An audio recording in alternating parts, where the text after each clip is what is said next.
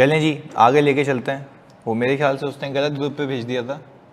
नहीं, कल की क्लास तो मैंने आपको यूट्यूब पे दे दी थी ना, मैंने वो तो लिंक भेज दिया था। यार क्या बात कर रहे हो, ये सितंबर में? हाँ, लिंक ऐसे कैसे यार? लिंक भेज दिया था मैंने क्लास का।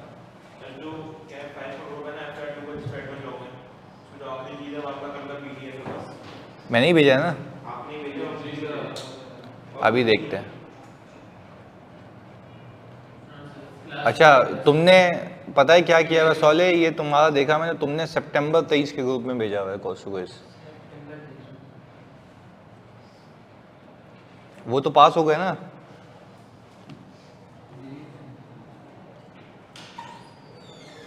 उसको डिलीट ही कर दो ना, ग्रुप को रखा हुआ क्यों हमने? ग्रुप ही उड़ा दो, जिंदगी से खत्म करो। अबे पता नहीं क्या अजीब बेवकूफ लोग हैं।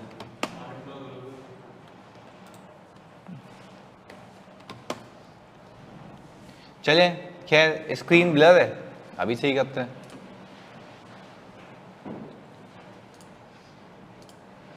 हाँ जी, अब बताएं, अब स्क्रीन सही हो गई? नहीं अभी सही हो गई। नहीं अभी वो तो करता हूँ, ये आ गया। मेरे ख्याल से लाइट वॉल ही बंद करो, यानी वो लाइट बंद करना बस। सही है? नहीं लिख लेते ना अभी। चलें जी, चलें जी, अपने पास हेडिंग डालते हैं भाई, प्रीपेड कॉन्सेप्ट। Prepaid concept. अच्छा, कल की क्लास में हमने किया था प्रॉपर्टी प्लांट एंड इक्विपमेंट का। हमने सिंपली ये सीखा था जानी उसके अंदर कि अगर आपके पास दो बेस दी हुई, एक अकाउंटिंग और टैक्स बेस, और आप टैक्स के अंदर देख रहे हैं कि आपका जो अमाउंट है एसेट का वो कम है, what does it actually indicate? कि वहां पे डेप्रिसिएशन ज्यादा बुक हुआ है। फिर आपका सोचने का तरीका वैसे ही शुरू हो जाएगा कि भाई वहां पे अगर डेप्रिसिएशन आज तक ज्यादा बुक हुआ है तो टैक्स वाले ने आज तक लेस करवाया होगा, तो आज तक मुझे टैक्सेबल इनकम कम रही होगी, टैक्स भी, अकाउंटिंग का टैक्स ज्यादा, तो हमने डेफर्ड टैक्स एक्सपेंस बुक करके आज तक डेफर्ड टैक्स लायबिलिटी बुक की होगी। ऐसा ही है, तो ये सोचने का थॉट प्रोसेस था। आए जी, हम देखते हैं आज प्रीपेड का कॉन्सेप्ट। हमने कहा कि company paid advance rent of rupees 1,50,000। सही है जी। तो हमने इसकी एंट्री बनाई होगी प्रीपेड रेंट डेबिट 1,50,000 रुपए से, और कैश क्रेडिट हो गया होगा 1,50,000 रुपए से। अच्छा, ये बात मानते हैं कि ये अकाउंटिंग की नजर में एसेट है? हाँ जी, हमने कहा as per accounting, as per accounting ये एसेट है। इसको ये लगा देते हैं,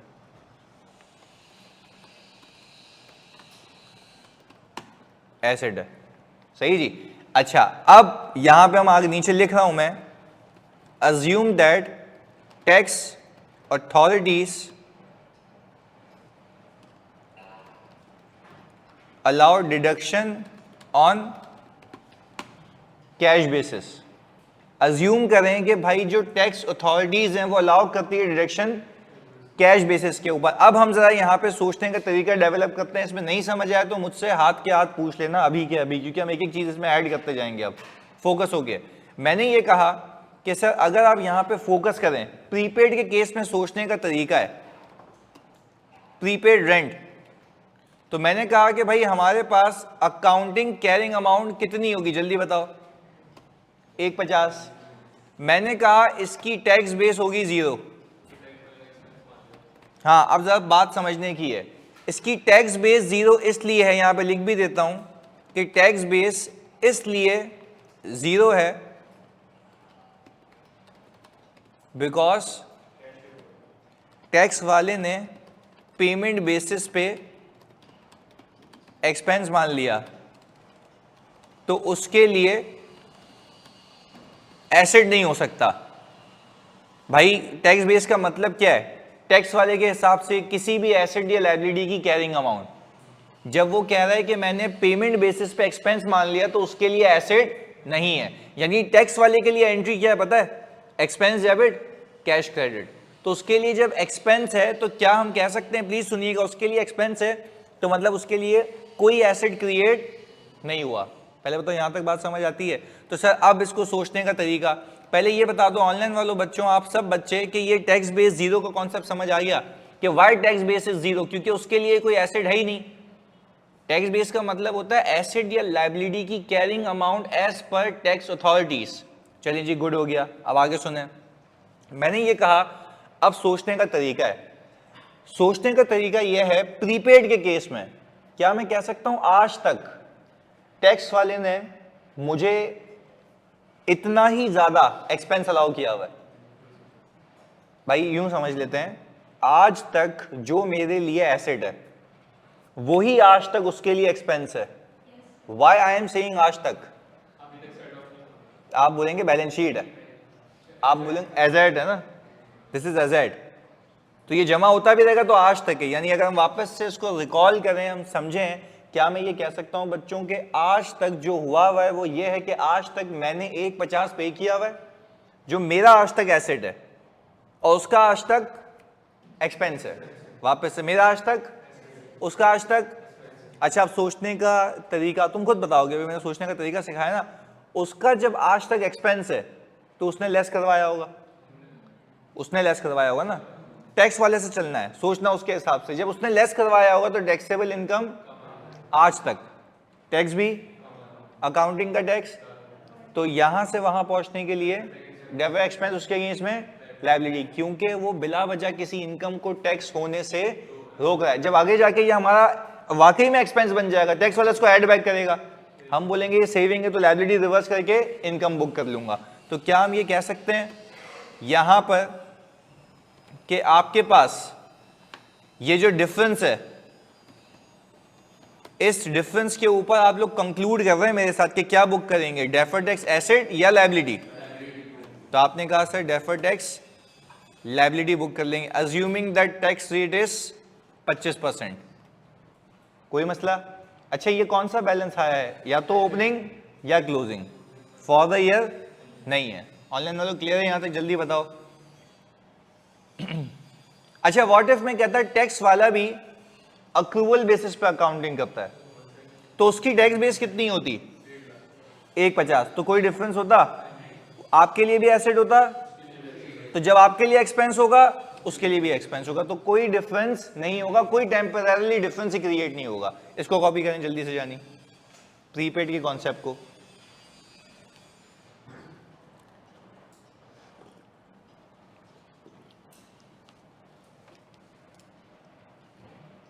हमारी क्लास 3 बजे तक है ना आज?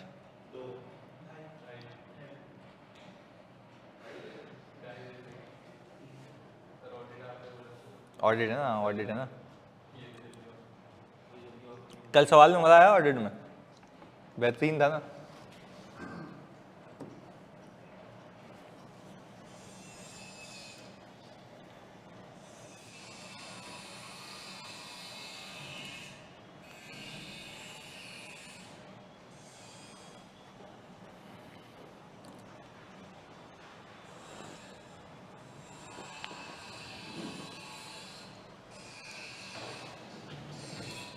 वाह भाई सोले वाह।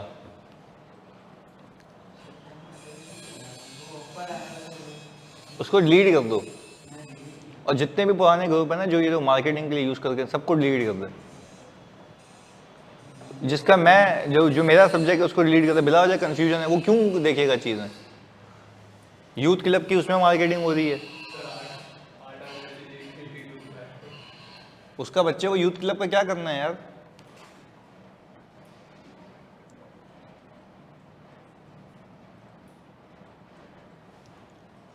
कल किसी ने यूथ क्लब अटेंड किया था? कोई तुम में से अगर अटेंड करता तो मैं फिर बड़ा हार्ड हो जाता यार। नहीं, मसला ये है कि आप अपने बेसिक जो चीज़ें हैं वो तो पूरी करो।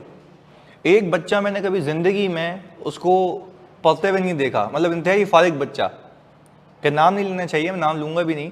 इंतहाई फारिग बच्चा यूथ क्लब की क्लास में बैठा हुआ। अच्छा मैंने देखा भी, बोला अस्सलाम वालेकुम सर, यूं पीछे से, मैंने कहा बैठ चुपचाप वहाँ पे। अब कभी जिंदगी में उसको पढ़ाई नहीं करनी है कि देखिए यूथ क्लब का सेशन ले रहा है, वो भी मोटिवेशनल। मेरे को खुद नहीं पता किस पे था भाई वो। मतलब बेसिकली उनका जो मोटो होता है वो ये होता है कि आपको मोटिवेट करते हैं दुनियावी बातें और दीन की बातें मिक्स करके ना, कि आपको चलो दीन की तरफ भी लेके जाते हैं उस तरीके से। एक अच्छा तरीका है मोटिवेट करने का। पर मोटिवेट तो तब होना जब किसी मकाम पे चलो, चलना है नहीं, सुनना है बस। खुश भी हो रहे हैं, तस्वीरें देख के मैं पागल हो गया, मैंने बोला वाह भाई वाह। मोटिवेशन सेल्फ ड्रिवन होती है, जो खुद के अंदर से आती है कि इस मकसद के लिए कुछ करना है। ऑल टुगेदर पेट्रोल खर्च करके यहाँ पे सुनने बैठे हैं 1.5 घंटा। नहीं लिटरली ये मतलब अफसोसनाक बात है, हम लोग क्या कर रहे हैं। पर खैर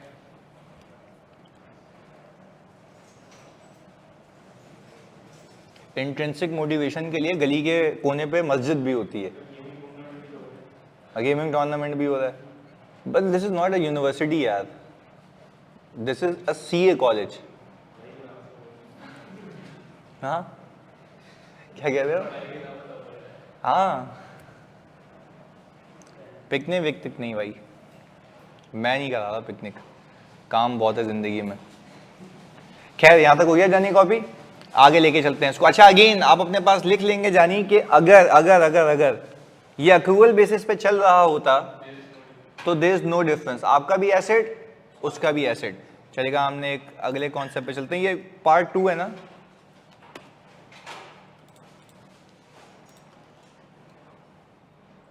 हमने कहा ये 3 आ गया, इंटरेस्ट रिसीवेबल। आपने कहा कि भाई जब आप इंटरेस्ट रिसीवेबल की एंट्री बनाते हैं तो वो कुछ ये होती है, interest receivable debit, interest income credit. हमने कहा लेट्स से सर 2 लाख रुपए। अच्छा tax authorities tax interest on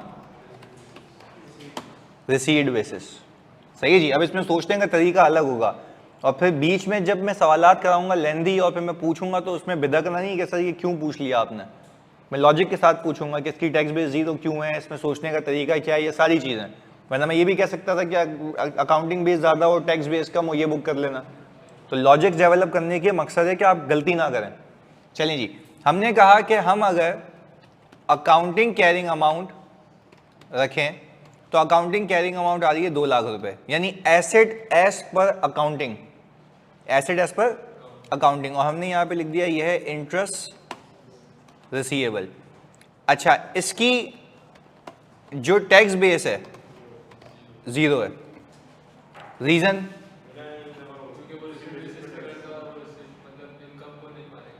हाँ, अब कहने का तरीका ये सही है, वो जब इनकम ही नहीं मान रहा तो उसके रिलेटेड रिसीवेबल भी नहीं मानेगा।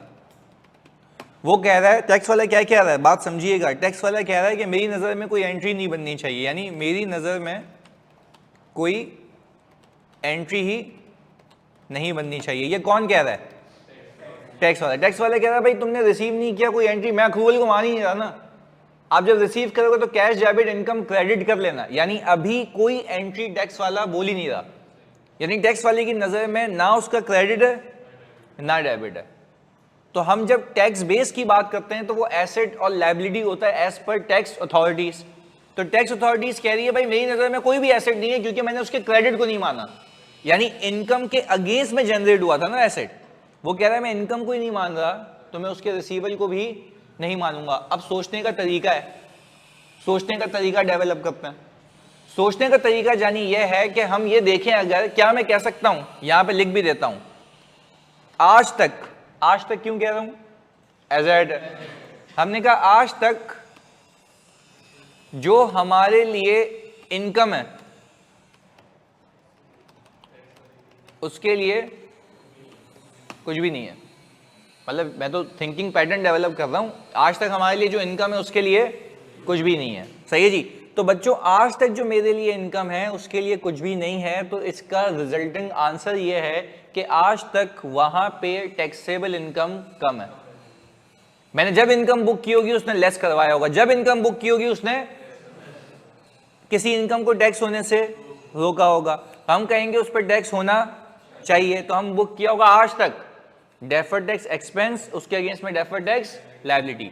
तो हमने कहा कि सर अगर हम डिफरेंसेस की बात करें, अगर हम डिफरेंसेस की बात करें तो मैंने कहा इन दोनों का डिफरेंस आज तक का ये आ गया और हमने इसके ऊपर 25% लगा दिया, तो आपने कहा कि सर ये आ गया आपके पास डेफर्ड टैक्स लायबिलिटी या डेफर्ड टैक्स एसेट। बात क्लियर है? अच्छा, व्हाट इफ मैं कहता कि आपका एग्जामिनर कह रहा है या आपकी टैक्स अथॉरिटीज कह रही है कि we tax on accrual basis, तो फिर क्या होता? तो हमारा भी रिसीवेबल होता, उसका भी रिसीवेबल होता। पक्की बात है, कोई भी चीज नहीं आता और ना के आना चाहिए। बात क्लियर है? तो सर इसको कॉपी करें यार, सॉरी इसको बोलना मुर्तजा कोई क्या किताब नहीं है क्या? इसमें नेट ही नहीं चल रहा। अब ये मैं हॉटस्पॉट कनेक्ट कर रहा हूँ, छोड़ दो उसको, बोला अभी बाद में सही करे। मैं इसको हॉटस्पॉट बना दिया है मैंने।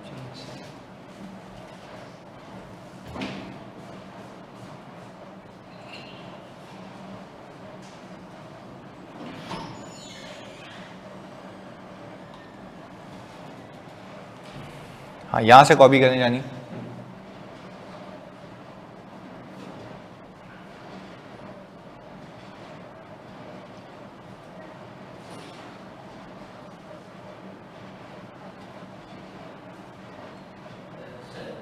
जी, तो जो नहीं हुआ वो बच जाएगा ना, जो बच गया उसी पे ही होगा ना। तो हम तो कह रहे हैं जो बचा कुछ है उसी पे रह जाएगा, तो टेंशन ही नहीं है। सही है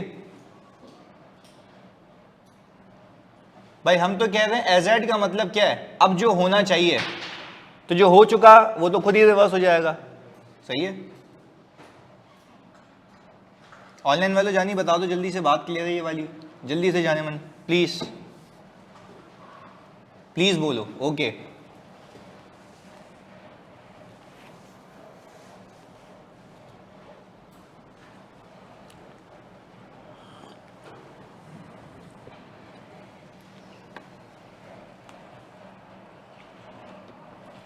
हाँ जी, एक प्रश्न करें।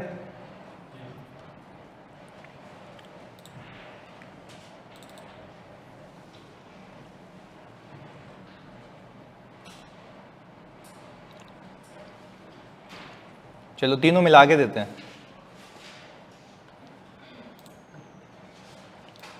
अच्छा, पर इस तीनों में गेम क्या है पता है? आप जरा बात समझें। जो अब मैं तुम्हें सवाल दे रहा हूं उसमें हरकत यह है कि आपने मुझे कुछ चीजें बतानी है। जरा रिक्वायरमेंट को रीड करें। Calculate tax expense and deferred tax expense income for the year, for the year, for the year. सही है? For the year. आगे, for the year ended 31 December 2019 and deferred tax asset liability. तो यानी मुझे closing भी चाहिए और for the year भी चाहिए और करंट टैक्स भी चाहिए, यानी tax expense for the year चाहिए। तो आप दोनों चीजें मुझे करके बताएं जल्दी से। ये ऑल टुगेदर एक कॉम्प्रिहेंसिव सवाल है अब तक को प्रैक्टिस करने के लिए।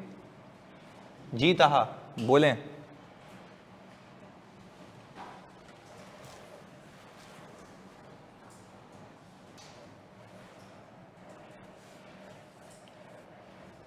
मैं कराऊं? ये हो जाएगा।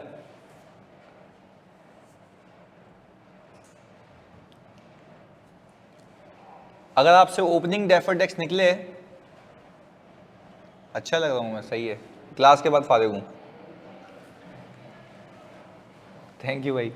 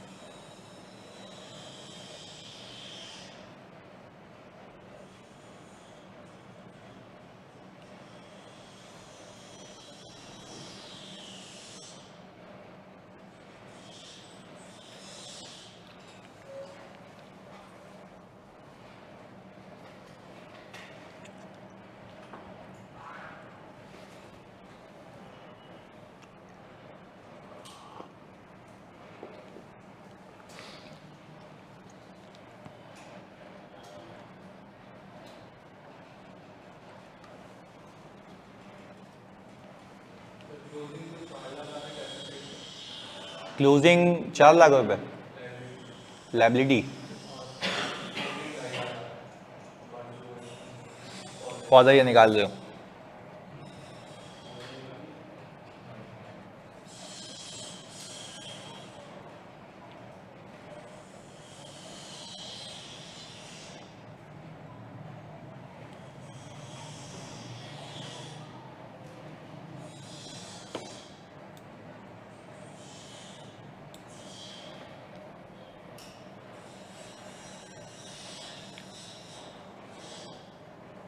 वालेकुम सलाम काशिफ।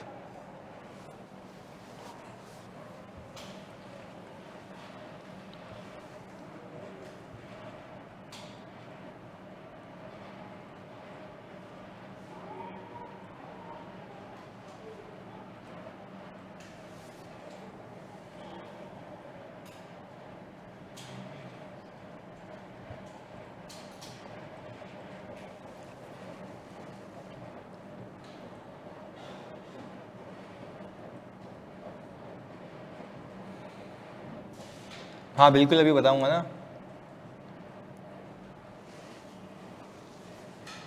यही जिस तरीके से कर रहे हैं ना, ये वर्किंग्स हैं, जैसे अकाउंटिंग बेस, टैक्स बेस। अभी सवाल में आपको क्लियर हो जाएगा पैटर्न, सही है। अभी हम कॉन्सेप्ट पे काम कर रहे थे, अभी पैटर्न पे काम कर लेंगे। अभी अभी बता रहा हूँ।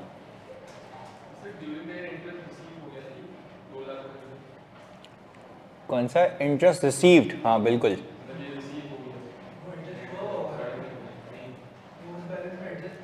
हाँ ओपनिंग रिसीवेबल में एडजस्ट, ओपनिंग क्लोजिंग में एडजस्ट हुआ है ना। आपको इनकम निकालनी है for the year, balancing figure. Remember cash flow, balancing figure निकालते थे, टी अकाउंट बनाना पड़ेगा।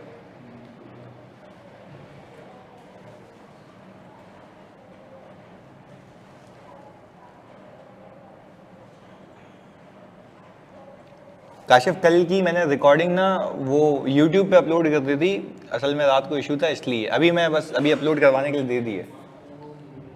हो गई, हो गई अब। सॉरी यार जानी।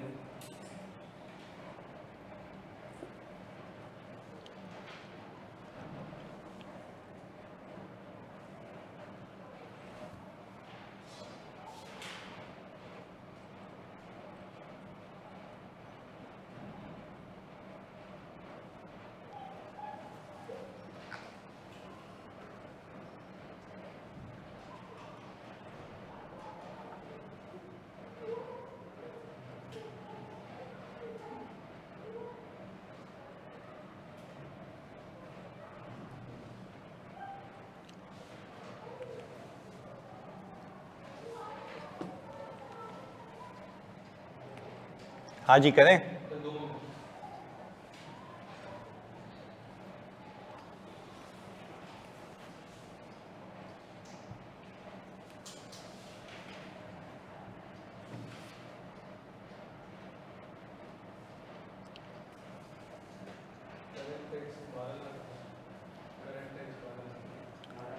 करंट टैक्स 1.2 मिलियन है, ओके।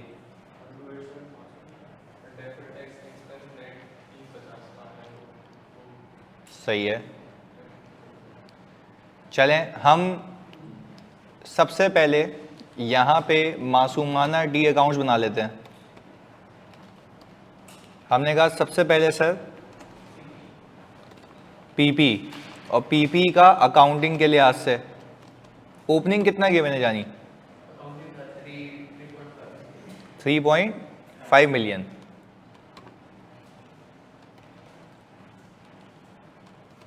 और क्लोजिंग है 2.7 मिलियन। ये बोल रहा है कि भाई कि ना कोई एडिशन है, तो फिर ये कम किस वजह से हुआ होगा? Depreciation for the year. चलिए जी 8 लाख रुपए, और टैक्स डेप्रिसिएशन होगी 7 लाख। इसका ओपनिंग आपको दिया हुआ है नीचे, टैक्स बेस 2.5 और 1.8। यानी आपको टैक्स वाला जो है वो डेप्रिसिएशन 7 लाख रुपए की अलाउ कर रहा है और जो अकाउंटिंग वाला है वो 8 लाख रुपए की, तो फॉर द ईयर हो गया। पर एजेड पे कहानी कुछ अलग है। सही है जी, तो आपने दोनों को लेके चलना है। काशिफ कह रहे हैं कि लिख के रिप्लाई करें। सर काइंडली लिख कर रिप्लाई करते हैं, आवाज़ का इशू है मेरे पास, एंड सर ग्रुप की प्राइवेसी भी ओपन कर दें। नहीं तो अभी आवाज़ का इशू है तो जानी मैं लिखूं कहाँ, यहाँ पे लिखूं, ओके लिख दूं, जो लिख दिया ओके। सही है। मैंने ये कहा था मेरी जान कि अब रिकॉर्डिंग टाइमली अपलोड हो जाएगी, एक आध दिन हो जाता है मसला। सही है, माजरत। चलें जी भाई, अब मुझे बताएं, ये तो हो गया ओपनिंग क्लोजिंग का गेम। अब हम चलते हैं इंटरेस्ट के ऊपर। हमने कहा आ जाए इंटरेस्ट रिसीवेबल। ओपनिंग कितना है भाई? 450। क्लोजिंग 550। इसने आपको रिसीट बताई है कितनी? 2 लाख की है। और इंटरेस्ट इनकम रही होगी ये, क्योंकि ऐसी बात है ये रिसीव हुआ, ये बच गया, तो ये 3 लाख की बैलेंसिंग फिगर हमने इनकम निकाल ली। ऐसा ही है। अच्छा भाई, फिर हमने कहा आपके पास ऑल टुगेदर प्रीपेड का अकाउंट भी है, रेंट है 450 और 750। एक्सपेंस बताया इसमें, पेमेंट बताइए? एक्सपेंस बताया। तो सर कैश से तो ये और इंक्रीज हुआ होगा, तो 5 लाख रुपए से आपका प्रीपेड इंक्रीज हुआ है। तो आप अगर देखें, ओपनिंग आपने एडवांस इतना दिया हुआ था, फॉर द ईयर आपने और ये दे दिया, तो आपने कहा 750 आपका क्लोजिंग बचा हुआ है, तो 2 लाख रुपए का आपका एक्सपेंस है। सही है जी, ये अकाउंटिंग एक्सपेंस हो गया। ये तो हो गई आपकी कहानी फॉर द ईयर की। तो हम सबसे पहले एक काम ये करते हैं कि यहाँ पर प्रॉफिट बिफोर टैक्स लिखते हैं, कितना है वो? 6 मिलियन। सही है। इसमें हम पार्क करते हैं एडजस्टमेंट्स, पर एडजस्टमेंट्स हैं ये फॉर द ईयर। हमने कहा सबसे पहले डेप्रिसिएशन, आपके सामने की बात है कि डेप्रिसिएशन जो है टैक्स वाला मुझे ऐड बैक करवाएगा। अच्छा, जब डेप्रिसिएशन ऐड बैक करवाएगा तो मैं इसके ऊपर बोल लूँगा डेफर्ड टैक्स इनकम, क्योंकि वो मुझे डिडक्शन क्लेम करने से रोक रहा है। सही जी, टेम्परेरी डिफरेंस आगे जाके सेटल हो जाएगा। डेप्रिसिएशन की जगह एक्सपेंस लिख दें प्रीपेड के टी अकाउंट में। अच्छा ये लिख दूँ, ओके, रेंट एक्सपेंस, सॉरी।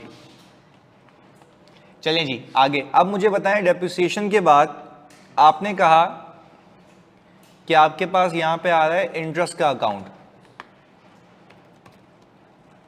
अच्छा, आप मुझे बताएं यहां पे देखकर कि अकाउंटिंग के लिहाज से इनकम 3 लाख है और टैक्स के लिहाज से 2 लाख है जो रिसीव हो गई, तो क्या हम कह सकते हैं टैक्स वाला बोलेगा मैं इस 3 को नहीं मानता, तो 1 लाख वो लेस करवा देगा। तो हमने कहा भाई इनकम तो है, टैक्स होनी चाहिए, डेफर्ड टैक्स एक्सपेंस। अगेन वो पूरी चेन तो रिपीट करने की नीड नहीं है ना, अब तो समझ आता है। अच्छा भाई, फिर हमने कहा अब हम आ गए रेंट एक्सपेंस पे। अच्छा, हमने इस बार पे कितना किया है? 5, और टैक्स वाला अब और हमने अकाउंटिंग एक्सपेंस किया 2 लाख रुपए का। टैक्स वाला कह रहा है कि भाई तुम्हारा जो अपना एक्सपेंस है वो तुम अपने पास रखो, मैं पेमेंट बेसिस पे चलता हूँ। तो हमने जो पे किया हुआ है वो 5 किया हुआ है, मेरे मौजूदा एक्सपेंस से ज़्यादा, तो टैक्स वाला बोलेगा भाई और माइनस करो, तो वो किसी इनकम को टैक्स होने से रोकेगा। तो हमने जब यानी इन सबको सम किया तो ये आ गई टैक्सेबल इनकम। तुम लोगों ने ये निकाल ली थी, वेरी गुड। इसके बाद हमने कहा टैक्स रेट कितना परसेंट? 25%। तो हमने इसको इससे मल्टीप्लाई किया तो आपके पास आ गया करंट टैक्स एक्सपेंस। क्या गलती की थी इसमें? कौन सी?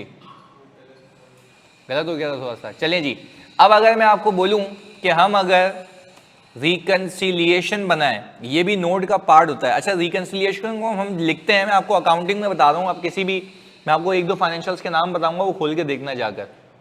सही है जी, वहां पे हम लिखते हैं relationship between accounting and tax expense. हम बताते हैं कि भाई इन दोनों के बीच में अगर डिफरेंस है तो क्यों है। इस सवाल में तो खैर परमानेंट डिफरेंस है ही नहीं, क्योंकि आपने जो डेफर्ड टैक्स बुक किया वो उससे मैच हो जाएगा, तो कोई मसले वाली बात नहीं है। तो हमने कहा tax on accounting profit. Accounting profit कितना था जानी? 6 मिलियन का 25%। तो आपने कहा भाई 6 मिलियन का 25% ये आ गया। अच्छा, करंटली करंट टैक्स एक्सपेंस आपको टैक्स अथॉरिटीज को कितना पे करना है? 1.425 मिलियन, ऐसा ही है। अब अगर मैं देखूं तो आपने कहना है कि भाई नेट बेसिस पे सर मैं डेफर्ड टैक्स एक्सपेंस बुक करूंगा, नेट, ये फॉर द ईयर है। तो मैंने कहा कि भाई अगर मैं नेट बेसिस के ऊपर डेफर्ड टैक्स एक्सपेंस बुक करूंगा 25% का, तो इन दोनों को सम करें अगर, कि ये मैच होता है, ये तो एक रिक्वायरमेंट पूरी हो गई। अब हमें क्या करना है? एज एड, क्लियर है? ऑनलाइन वालों पहले बताओ यहां तक कोई मसला? तो एसेट वाले अकाउंट से कौन से एसेट वाले अकाउंट से?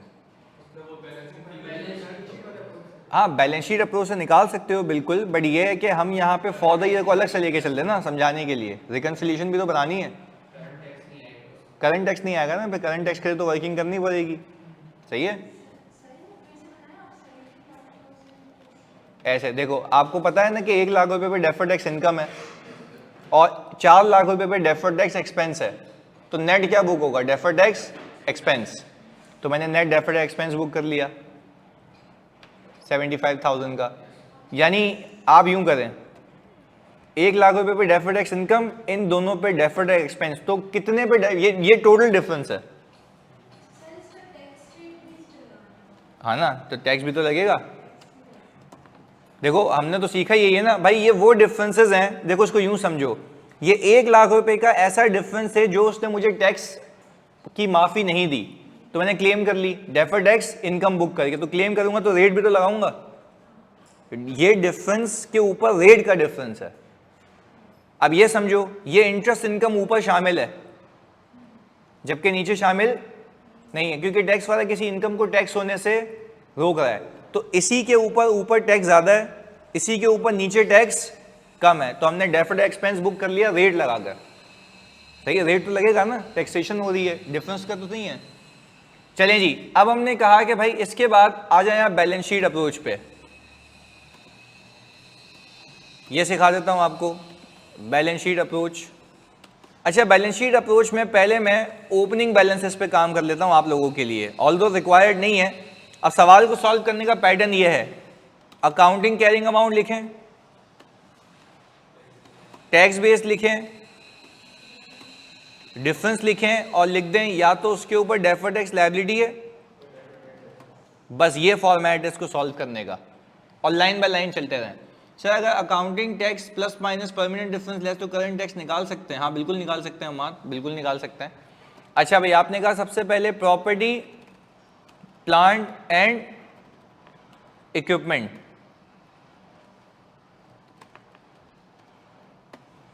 सही है। अच्छा, प्रॉपर्टी प्लांट एंड इक्विपमेंट का ओपनिंग बैलेंस 3.5, टैक्स बेस कितनी है? अच्छा आप जरा प्लीज फोकस होकर देखें इधर, मुझे ये लगता है कि एसेट कम है टैक्स में, तो आज तक टैक्स वाले ने डेप्रिसिएशन ज्यादा दिया है, वो माइनस करवाता रहा है। माइनस करवाता रहा है का मतलब है उसने आज तक इनकम को टैक्स कम किया है और किसी इनकम को टैक्स होने से रोका है। तो हमने आज तक इन दोनों के डिफरेंस पे क्या बुक किया होगा? डेफर्ड एक्सपेंस, उसके अगेंस्ट में डेफर्ड टैक्स लायबिलिटी, ये ओपनिंग आ गया। यानी प्रॉपर्टी प्लांट एंड इक्विपमेंट के ऊपर आज तक 2.5 लाख का डेफर्ड टैक्स मौजूद होगा जो कभी ना कभी सेटल होगा, क्योंकि कंपनी में इनकम और एक्सपेंस मल्टीपल चीजों पे आ रहा होता है, उसमें से वन ऑफ इज पीपी। पहले तो बात समझ आई? तो इसके ऊपर इतना डिफरेंस है जो आगे जाके सेटल होगा। मैं कह रहा हूं अगेन, इनकम और एक्सपेंस तो मल्टीपल चीजों पे आता है ना, इंटरेस्ट पे, प्रीपेड पे, सब पे, ये सिर्फ किसका है? पीपी का। चलिए जी, ये इतना बैलेंस पड़ा हुआ ऊपर। हमने कहा इंटरेस्ट रिसीवेबल की बात करें, आप लोग मुझे गाइड करेंगे, इंटरेस्ट रिसीवेबल का ओपनिंग है 450, टैक्स बेस कुछ भी नहीं होगा। अच्छा, आप सोचने का तरीका पता है क्या? आपको लगता है कि आज तक आप लोगों की 450 की इनकम है, उसने आपको माना ही नहीं है, क्योंकि वो कह रहा है जब मैं क्रेडिट को ही नहीं मानता तो डेबिट। तो क्या आप ये बात कंक्लूड करें कि आज तक टैक्स अथॉरिटीज मुझे कह रही है मैं आपकी 450 की इनकम नहीं मानती, तो 450 की इनकम नहीं मानती तो उसने हटा दिया होगा, इनकम को टैक्स होने से रोका होगा। तो हमने क्या किया होगा, उसके ऊपर डेफर्ड टैक्स एक्सपेंस बुक किया होगा, उसके अगेंस्ट में डेफर्ड टैक्स लायबिलिटी बुक की होगी। यहां तक भी क्लैरिटी है? पक्की बात है? ये ओपनिंग बैलेंस ऑनलाइन वालों प्लीज कंफर्मेशन दे दो जल्दी से, जल्दी से बच्चों, क्लियर है? ओके, अब प्रीपेड पे आते हैं। प्रीपेड के केस के अंदर हमने कहा ओपनिंग फिर 450 है, इसका भी 450 है ना, दोनों का 450 है। अच्छा, टैक्स वाला कहेगा कि भाई मैं इसको एसेट नहीं मानता। अच्छा, अब इसकी लॉजिक क्या, सोच के बताना। जब तक पे नहीं किया तो आप उल्टा बोल रहे हो, जैसे ही पे हुआ एक्सपेंस मान लिया, तो तुमने उल्टा कहा, जैसे ही पे हुआ एक्सपेंस हो गया। अब देखो मैं कह रहा हूं सोचने का पैटर्न डेवलप करो, ऐसे नहीं कि ये तो ये कर लेना, नहीं, सोचने का पैटर्न मैंने इसलिए की है, वरना मैं कहता कि ये ज्यादा हो ये कम हो ये बुक कर लेना, तो उस पर नहीं जाओ, लॉजिकली चलते हैं। मैं कह रहा हूं कि आपके पास प्रीपेड का मतलब है ये आज तक आपका एसेट है, यही चीज उसके लिए आज तक एक्सपेंस है, तो यही चीज जब उसके लिए आज तक एक्सपेंस है तो ये यही चीज माइनस करवाता रहा होगा, जिससे टैक्सेबल इनकम, टैक्स भी, अकाउंटिंग का टैक्स। तो यहां से वहां पहुंचने के लिए आपने डेफर्ड टैक्स एक्सपेंस, उसके अगेंस्ट में डेफर्ड टैक्स, क्योंकि उसने किसी इनकम को टैक्स होने से रोका होगा, जस्ट बिकॉज कि आपके लिए तो ये जाहिर सी बात है एक्सपेंस है ही नहीं, आपके लिए तो एसेट था। पहले तो बात क्लियर है? तो आपने यहां पे इस पे भी ये डिफरेंस क्रिएट किया। आई बिलीव कि आप कंपनी के पास 4,75,000 की अब तक डेफर्ड टैक्स लायबिलिटी मौजूद है, ऐसा है? हाँ भाई, डेफर्ड टैक्स का अकाउंट, तो हम यहां पे डेफर्ड टैक्स के अकाउंट के अंदर ओपनिंग डेफर्ड टैक्स लायबिलिटी कितनी रख दें? 475,000। चलें जी, अब यही सारी कारस्तानियां मैं आपको करके देता हूं किस पे? क्लोजिंग बैलेंस पे, सही है?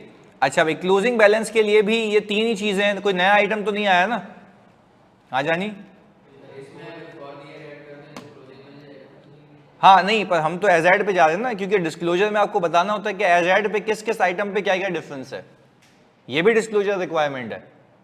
यानी आप ये बता दें कि अब जैसे फॉर एग्जांपल मैं आपको बोलूं ओपनिंग पे ये सब उड़ा दो, से समझाने के लिए बता रहा हूं, आपके डिस्क्लोजर में ये आएगा कि पीपी पे इतना पड़ा हुआ है, इंटरेस्ट पे इतना पड़ा हुआ है, प्रीपेड पे इतना पड़ा हुआ है आज तक। तो यही चीज ओपनिंग के लिए भी बताओगे, क्लोजिंग के लिए भी बताओगे। तो ये कहना चाह रहा हूं, तो सिर्फ ये नहीं है कि फॉर द ईयर ऐड कर दिया क्लोजिंग पे पहुंच गया, आपने डिस्क्लोजर में फॉर द ईयर को अलग लेके चलना होता है, एज एड को अलग लेके चलना होता है, सही है जी? अच्छा भाई, अब मैंने ये कहा accounting carrying amount 2.7 million, tax base कितनी है भाई? अच्छा, अभी भी वही प्रिंसिपल है कि जहां जितना एसेट कम वहां उतना एक्सपेंस ज्यादा। तो आज तक टैक्स वाले ने मुझे डेप्रिसिएशन ज्यादा अलाउ किया होगा, उसने किसी इनकम को टैक्स होने से रोका होगा, तो हमने जब भी माइनस किया होगा तो टैक्सेबल इनकम कम हो गई होगी, रिजल्टिंग टैक्स भी कम हो गया होगा, अकाउंटिंग का टैक्स ज्यादा। तो in order to book that tax amount हमने डेफर्ड एक्सपेंस और उसके अगेंस्ट में डेफर्ड टैक्स लायबिलिटी बुक की होगी, तो हमने कहा ये आ गया। अच्छा, अब इंटरेस्ट रिसीवेबल की बात करें तो मैंने क्लोजिंग उठा लिया। प्लीज फोकस होकर सुनना खुदा के वास्ते, क्या आपको ये लगता है कि आज तक आप कह रहे हैं कि आपने 550 कमा लिए हैं, हाँ, और टैक्स वाला कह रहा है मेरी नजर में तुमने, क्योंकि मेरी नजर में कोई एंट्री नहीं है, तो क्या हम कह सकते हैं टैक्स वाले ने इस इनकम को टैक्स होने से रोका होगा जिस पे टैक्स बनता अभी है, तो हमने ये बुक कर लिया होगा। क्लैरिटी है? आपने कहा कि सर फिर if we talk about prepaid, तो आप जिसको आज तक एसेट कहते हैं वो आज तक उसको एक्सपेंस मानता आया है, तो उसने आज तक आपको माइनस करवाया है, तो टैक्सेबल इनकम कम हो गई होगी, तो उस पर आने वाला टैक्स भी कम होगा, उसने बिला वजह किसी इनकम को टैक्स होने से रोका होगा, तो हमने उसके ऊपर भी डेफर्ड टैक्स लायबिलिटी बुक की होगी। तो if we look at these figures, तो हमने कहा ये आ गया 550, अच्छा अब अगर मैं अकाउंटिंग सही करके बैठा हूं तो मेरे पास क्लोजिंग आ गया 550। अब इन फिगर्स को देख के ये लगता है, अच्छा पहले एक एक करके बताओ, ओपनिंग में एक आइटम पे डेफर्ड टैक्स है या तमाम आइटम्स पे? क्लोजिंग पे एक आइटम पे डेफर्ड टैक्स है, तमाम आइटम्स पे? तमाम आइटम्स पे डेफर्ड टैक्स है। अच्छा अगर मैं ओपनिंग को क्लोजिंग से कंपेयर कर रहा हूं तो मेरी लायबिलिटी इंक्रीज होते हुए दिख रही है। इसका मतलब है ओवरऑल बेसिस के ऊपर पूरी कंपनी में डेफर्ड टैक्स एक्सपेंस बुक हुआ है, एक आइटम पे, हर आइटम ओवरऑल बेसिस पे नेट। तो अगर मैं इसमें से इसको कंपेयर करूं तो क्या मैं कह सकता हूं डेफर्ड टैक्स एक्सपेंस नेट, ये आ गई हमारी कौन सी figure? Balancing figure for the year. तो क्या ये इससे मैच करता है? यस सर, बिल्कुल मैच करता है। बात क्लियर है? यानी these are the differences on each and every line item of your financial statements. Clarity है? ये कॉपी करना है तो कर लो जानी, या हुआ भाई? ये हो गया? हाँ जी ऑनलाइन में तो बताओ, तो आगे चलें। एक और कॉन्सेप्ट जल्दी से, क्लियर है? हसन, हुसैन, पीर मोहम्मद, हमाद, जल्दी। डन सर, ओके जी, चलें आगे। अब अपने पास हम सर अगर करंट टैक्स मांगे तो फिर पीएनएल अप्रोच से लेंगे। अच्छा देखो, आप यूं भी कर सकते हो, इधर सुनना, एक चीज सिखानी है तुम लोगों को, सारे काम बंद पहले इधर देखो। अगर वो आपको टेक्निकली सिर्फ अकाउंटिंग प्रॉफिट दे दे, सही जी, वो कितना था सवाल के अंदर? 6 मिलियन, सही है? 6 मिलियन, ऐसा ही है। अच्छा अब मैंने कहा कि ये आ गया 75,000 रुपये अमाउंट। अच्छा क्या आप ये बात मानते हैं, प्लीज सुकून से समझिएगा, क्या आप ये बात मानते हैं कि ये जो 75,000 रुपये, सही है जी, ये शॉर्टकट है, इसमें लग सकता है, ये सुनना मैं वाकई बता रहा हूं आपको।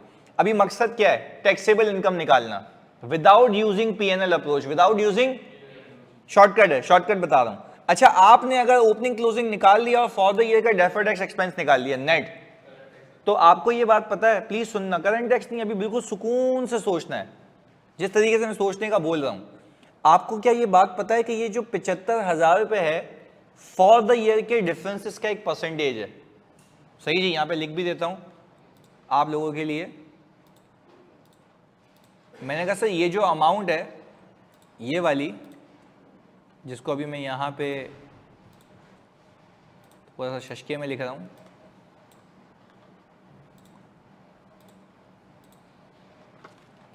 This is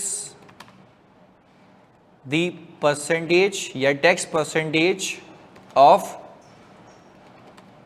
for the year differences, और वो भी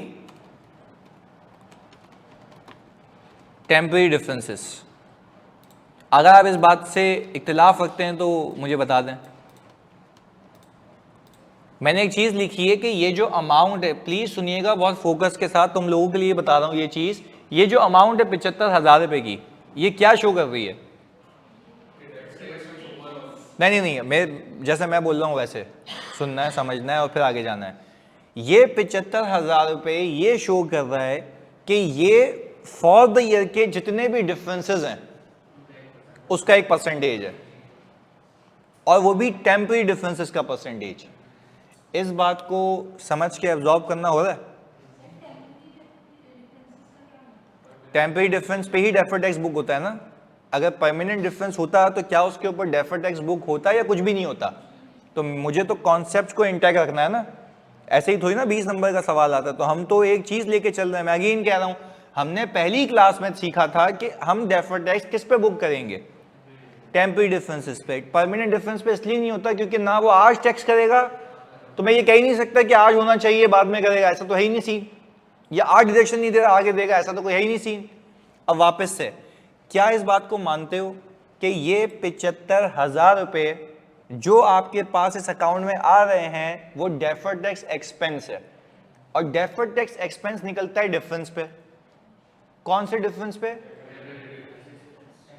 पहले बोलोगे फॉर द ईयर के डिफरेंस पे, फॉर द ईयर के टेम्पररी डिफरेंस पे। अब सही हो गया, मैंने कहा डेफर्ड टैक्स एक्सपेंस निकलता है फॉर द ईयर के टेम्परेरी डिफरेंसेस पे। अच्छा, यानी अब हमने यहां पे सीधी जबान में लिख दिया this is a tax percentage of what ever the temporary differences of current year, कोई भी डिफरेंसेस हो। अच्छा, अब मैं सोचने का तरीका डेवलप कर रहा हूं, क्या मैं ये करूं कि ये 75,000 पे लिखूं, सही है जी, मुझे पता है ये उन डिफरेंसेस का परसेंटेज है, तो अगर मैं इसको टैक्स रेट से डिवाइड कर दूं तो क्या मैं कह सकता हूं कि मुझे जो आंसर मिलेगा वो डिफरेंसेस फॉर द ईयर आ जाएंगे, अगर आप इस बात को समझ पाए। हाँ जी, ये है differences for the year. Online वालों आप सब पहले बताओ, यहां तक क्लैरिटी है? ये डिफरेंसेस फॉर द ईयर है, इस साल के डिफरेंसेस, कोई मसला? जल्दी बता दो। ये टोटल डिफरेंसेस हैं फॉर द ईयर के, पर अल्लाह की कसम टेम्परेरी डिफरेंसेस, परमानेंट पे डेफर्ड टैक्स बुक नहीं हुआ था। अच्छा, अब सोचने का तरीका यहां पे लिख भी देता हूं, क्योंकि मैं आप लोगों के लिए लिखता इसलिए हूं ताकि अगर कल को आप लिखें भी नहीं तो आप पीडीएफ खोलें तो आपको लिखा हुआ दिख जाए। सही जी, बहुत फोकस होकर देखना। क्या हम कह सकते हैं कि डेफर्ड टैक्स एक्सपेंस मैं तब बुक करता हूं जब कोई चीज करंट टैक्स की कैलकुलेशन में लेस हो। मैं डेफर्ड टैक्स एक्सपेंस कब बुक करता हूं? जब करंट टैक्स निकालते हुए कोई चीज टैक्स वाला बोले जाओ मैं टैक्स नहीं करता, माइनस करवा दे, जिस पे टैक्स बनता आ जाए। क्या हम कह सकते हैं, अगेन अब एक साइकिल, एक चेन को पिक करना है हमने, क्या मैं कह सकता हूं ये 75,000 क्या है, जल्दी बताओ? Temporary differences for the year का एक परसेंटेज। मैंने कहा वो कौन से डिफरेंसेस हैं उसको क्रॉस अप कर लो, डिफरेंस आ गया, डिफरेंस आ गया आपके और मेरे बीच का डिफरेंस, सही है जी, यानी टैक्स अथॉरिटीज और अकाउंटिंग का फॉर द ईयर का टेम्परेरी डिफरेंस, क्योंकि इसमें परमानेंट है ही नहीं। अच्छा, मैंने कहा अब सोचने का तरीका, ये जो डिफरेंसेस हैं क्या मेरे अकाउंटिंग प्रॉफिट में से लेस हुए होंगे, ऐड हुए होंगे? लेस हुए होंगे, तभी इसके ऊपर क्या बुक हुआ था? Deferred expense. मैं सिंपली क्या करूंगा, यहां पे क्यूमुलेटिव एडजस्टमेंट पार्क करूंगा 3 लाख रुपए की, और मुझे मिल जाएगी टैक्सेबल इनकम। सही जी, टैक्स रेट लगा दो 25%, तो टैक्स रेट लगा दिया 25%, तो ये आ गया 1425,000। अच्छा, अब अगर परमानेंट डिफरेंस होते तो वो अलग से एडजस्ट होते और फिर निकल जाता करंट टैक्स। बात क्लियर है? नहीं तो मैं नहीं, मैं आप फिर गलत, नहीं नहीं नहीं, मेरी बात सुने ना, आप फिर गलत डायरेक्शन में जा रहे हैं। मैं कह रहा हूँ व्हाट इफ परमानेंट डिफरेंस होते, तो शॉर्टकट भी, वही तो कह रहा हूँ, तो शॉर्टकट भी देख के लगाना है, सही है ना? मैंने इतनी लंबी क्यों की, मैं तो बोलता परसेंटेज चिपका के माइनस कर दो, आंसर आ जाएगा करंट टैक्स। अगेन हर चीज का एक ना एक पैरामीटर है, वो बोले आप रिकॉर्ड बना के दो तो क्या करोगे? तो करना पड़ेगा ना। तो शॉर्टकट वो जो मैं बता रहा हूँ, वो नहीं जो आप सोच रहे हैं, ये शॉर्टकट के भी शॉर्टकट नहीं निकालना है, सही है जी, ये शॉर्टकट्स मैंने बता दिए ना, अब आपने उसको अप्लाई करना है बस लॉजिकल मैनर के अंदर। क्लियर है? ऑनलाइन में तो पहले बता दो, ये बात समझ आ गई? अगेन अब अगर ऐसा सवाल आए क्विज के अंदर तो शॉर्टकट कैन बी अप्लाइड। आप बैलेंस शीट अप्रोच से टैक्सेबल इनकम निकाल सकते हैं, बिल्कुल निकाल सकते हैं, बट अगेन अगर परमानेंट डिफरेंस हुए तो वो अलग से एडजस्ट होंगे, वो दिए हुए होंगे। पर मैं कह रहा हूँ कि ऐसा नहीं कि हमने बस प्रॉफिट पे चिपकाया और आंसर लगा के बोला ये ले भाई प्लेट में पेश है, ऐसा नहीं है, आपने प्रॉपर वर्किंग करनी है। क्लियर है? ऑनलाइन वाले जल्दी बता दो जानी। तो दिस वाज ऑल अबाउट कि भाई एक शॉर्टकट आगे लेके चलें या इसको कॉपी करना है? इसको करना है, कर लो कॉपी जल्दी से।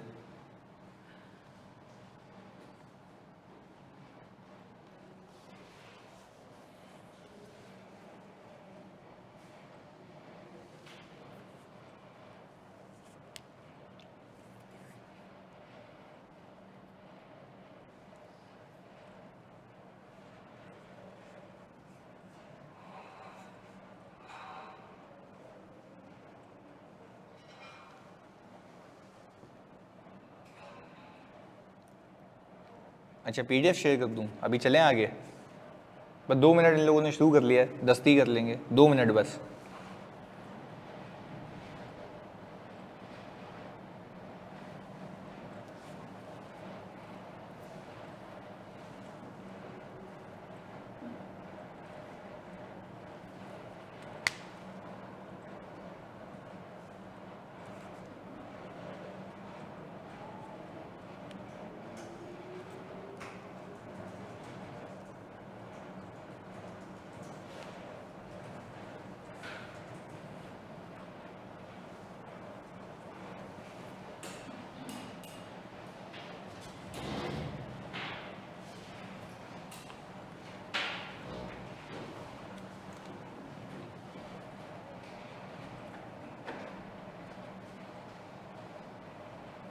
हाँ जी चलें, अब हम ले चलते हैं इसको एडजस्टमेंट नंबर 4 के ऊपर।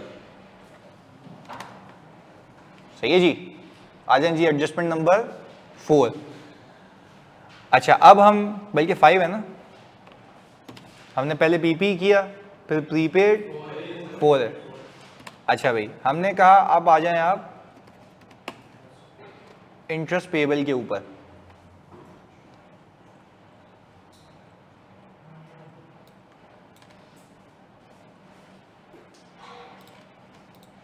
अच्छा आपने कहा कि सर अगर हम यहाँ पे इंटरेस्ट एक्सपेंस को डेबिट करें और इंटरेस्ट पेबल को क्रेडिट कर दें कोई 2.5 लाख रुपए से, सही है, और यहाँ पे लिख दें कि टैक्स अथॉरिटीज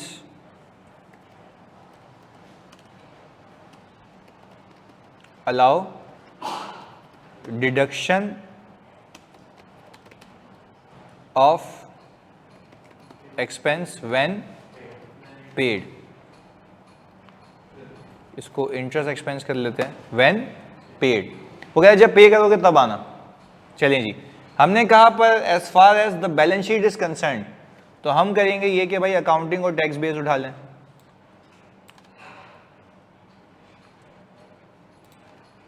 हमने कहा ये आ गया। अच्छा भाई, अब हमने ये कहा कि ये कहानी है इंटरेस्ट पेबल की। अच्छा बहुत फोकस होकर सुनना, मैंने कहा अकाउंटिंग कैरिंग अमाउंट तो ये इंटरेस्ट पेबल की, टैक्स की जो बेस है वो 0 है। इसका रीजन समझ लेते हैं। टैक्स बेस 0 इसलिए है बिकॉज टैक्स अथॉरिटीज सेज मेरी नजर में कोई एंट्री नहीं है, मैं किसी अक्रूवल को नहीं मानता। वो कह रहा है कि भाई आपकी लायबिलिटी आती कब है, जब एक्सपेंस हो। वो कह रहा है जब मैं डेबिट को ही नहीं मान रहा तो मैं क्रेडिट को भी नहीं मान रहा।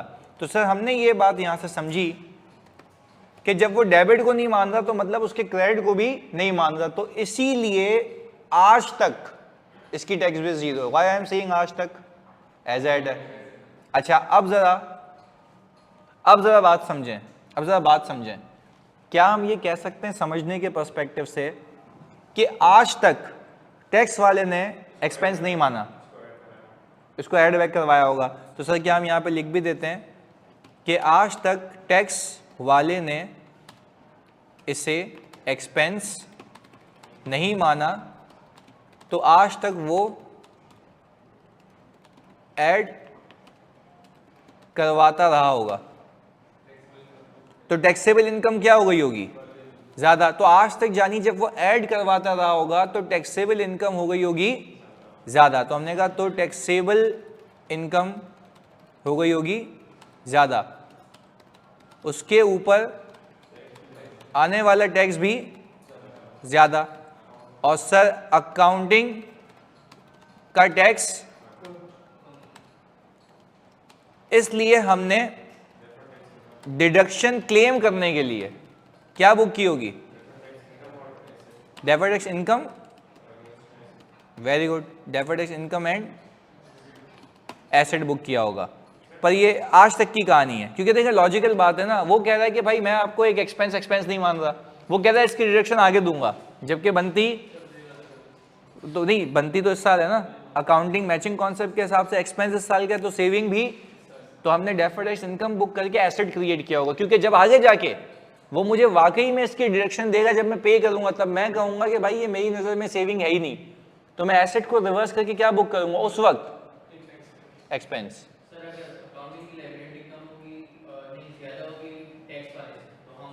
कॉन्सेप्ट कौन सा है?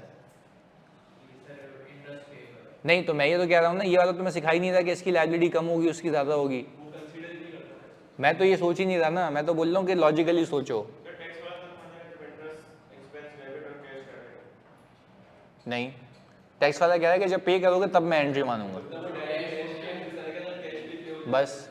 तो तुम नहीं नहीं, नहीं, नहीं गलत गलत गलत गलत गलत सोचने का पैरामीटर गलत, बिल्कुल पतली से उतरेगा। तो मैं क्या कह रहा हूँ, टैक्स वाले की एंट्री नहीं बनी, तुम अकाउंटिंग अपनी कर रहे हो, टैक्स वाले की कर रहे हो, अपनी कर रहे हो ना, तो हमें पंचायत किसकी होनी चाहिए? अपनी। मैं तो समझाने के लिए कह रहा हूँ कि उसकी नज़र में कोई एंट्री नहीं है, बात समझ आ रही है? तो वो उसकी नज़र में एंट्री क्या बनेगी जब पे करोगे? Interest expense debit cash credit उसकी नज़र में बनेगी। नहीं, पर गलत कह रहे हो ना, तो मैं कह रहा हूँ उसकी नज़र में मैं क्या करूँ करके, हमें अप्रूवल पे करना, दैट्स इट। वो जब एंट्री बनाएगा तो ये बनाएगा, पर उसके लिए मैं रिस्पॉन्सिबल नहीं हूं, मैं सिर्फ सोचने का तरीका डेवलप कर रहा हूँ। क्लियर है? खैर, तो मैं कह रहा हूँ इधर उधर नहीं होना, ये नहीं रटा लगाना कि भाई अकाउंटिंग बेस ज्यादा हो, टैक्स बेस कम हो, लायबिलिटी हो तो ये कर लेना, तो बिल्कुल सोच के। सही है जी। खैर, क्या हम कह सकते हैं इस पूरी सिचुएशन को, सूरत हाल को देखकर कि आज तक इसलिए कह रहा हूं एजेड है, अब उसको सिंपल करते हैं, आज तक मैंने 2.5 लाख रुपए का एक्सपेंस बुक किया हुआ है और आज तक उसने यही एक्सपेंस नहीं माना, रिवर्स कराता था, एड बैक करवाता था, तो टैक्स ज्यादा लेता था। मैं सेविंग क्लेम करने के लिए इनकम बुक करता था उसके अगेंस्ट में एसेट। तो हमने कहा कि भाई अब आप जरा इसके ऊपर डेफर्ड टैक्स एसेट बुक कर लें। सही है जी, हमने कहा ये आ गया। ऑनलाइन वालों जानी कोई मसला, जल्दी से बता दो बच्चों। हाँ जी, ये कॉपी कर लें जी।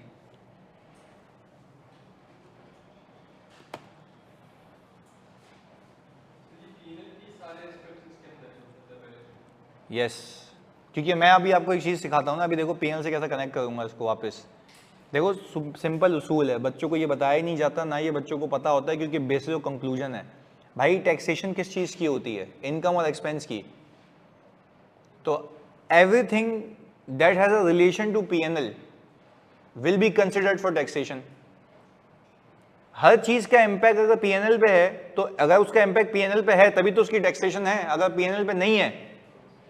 एग्जाम्पल देता हूं आपको, अभी देखो यूं क्लियर होगा, तुम मुझे बताओगे, आपकी बैलेंस शीट में शेयर कैपिटल आता है? वो कभी सब्सिक्वेंटली पीएनएल में जाएगा? हाँ या नहीं?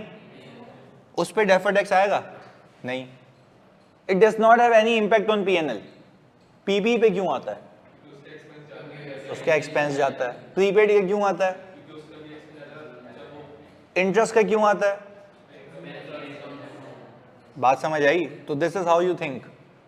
हर वो चीज जिसका लिंक पीएनएल से है will be subject to taxation. Simple. तो ऐसा नहीं कि बैलेंस शीट से हर आइटम चिपका दिया।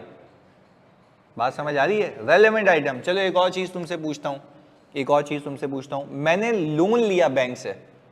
क्या लिया? लोन ऑब्टेन किया, बैंक से लोन ऑब्टेन किया। सही है जी। ऑनलाइन में तुम लोग बताओगे एंट्री क्या बनाई होगी? Cash debit, loan payable credit. अच्छा, ये लायबिलिटी है। जब इसको रीपे करोगे तो क्या एंट्री बनाओगे? Loan payable debit. अब मेरी बात का जवाब दो, ये लोन लायबिलिटी एक लायबिलिटी है, यस। इस पे कोई टैक्सेशन होगी? इसके इंटरेस्ट पे होगी, पर इटसेल्फ इस पे नहीं होगी, क्योंकि सब्सिक्वेंटली इसका पीएनएल में कोई हिट नहीं है। पहले बताओ कहानी समझ आई? प्रिंसिपल की नहीं होगी, बस ये सीखना है। तो जो item of balance sheet has an impact on PNL that will be subject to taxation, वही सोच रहे हैं। और मैंने तभी पीएनएल पक्का करवाया और मैंने कहा यहां से लिंक कर दूंगा उसको, सिंपल हो गया। क्लियर है? आज ही ऑनलाइन वालों जल्दी बताओ, क्लियर है बात?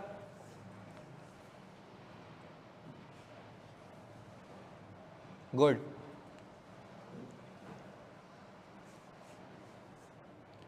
हाँ जी, अब हम चलते हैं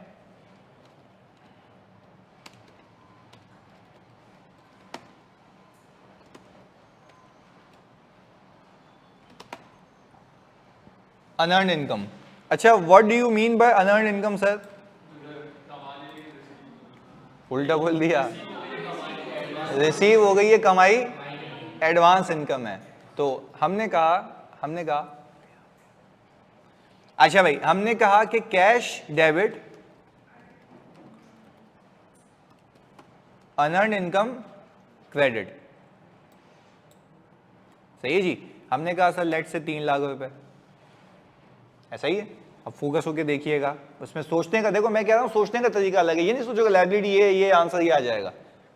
शॉर्टकट वहां जितना है, क्योंकि देखो एग्जामिनर ने कभी घुमा दिया और कोई ऐसा आइटम दे दिया बोले टैक्स वाला ये मानता है, तो सोचने की फिर सलाहियत ही नहीं होगी, वहां फंस जाओगे। तो ऐसा नहीं हो कि वो सिचुएशन ही ऑल टुगेदर राउंड अप कर दे।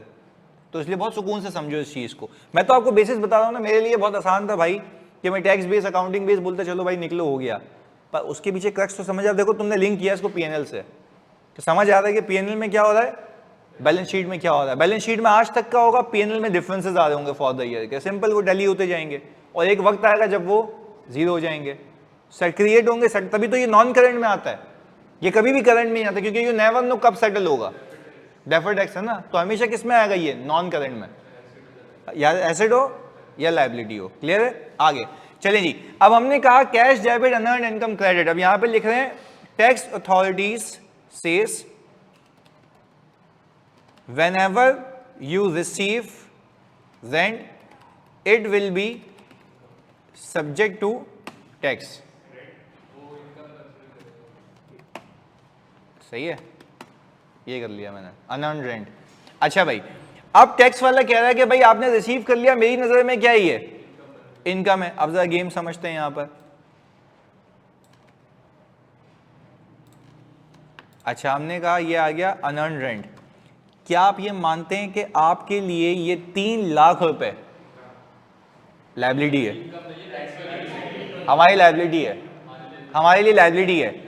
और आज तक, यहां पे लिखता हूं, आज तक टैक्स वाला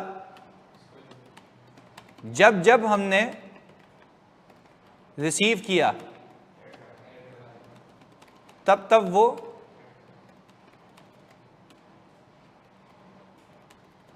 इनकम मानता रहा, तो वो क्या कराता रहा होगा, एड बैक।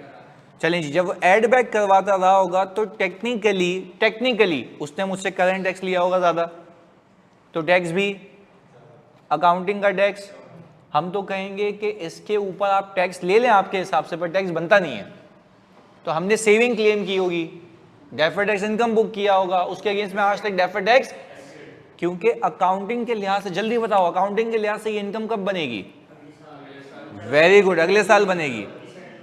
तो अगले साल जब बनेगी इनकम, तो टैक्स वाला बोलेगा भाई जाओ मुझे टैक्स नहीं चाहिए, पर हमें एक्सपेंस बुक करना पड़ेगा, पर एसेट रिवर्स करके एक्सपेंस बुक कर लेंगे। ऐसा ही है, पक्की बात है। चलें जी, तो यानी इसके ऊपर भी डेफर्ड टैक्स एसेट आ गया। यानी सिंपल इसको सोचने का तरीका ये, आज तक जो मेरे लिए लायबिलिटी है आज तक उसके लिए इनकम है, आज तक जो मेरे लिए लायबिलिटी है आज तक उसके लिए, जिस पे वो टैक्स लगाता रहा होगा ज्यादा, और हमने उस पर बचत क्लेम करने के लिए डेफर्ड टैक्स इनकम और उसके अगेंस्ट में एसेट क्रिएट किया होगा। क्लैरिटी है, पक्की बात है। ऑनलाइन वालों प्लीज बता दो जल्दी से। हाँ कॉपी कर लो जी।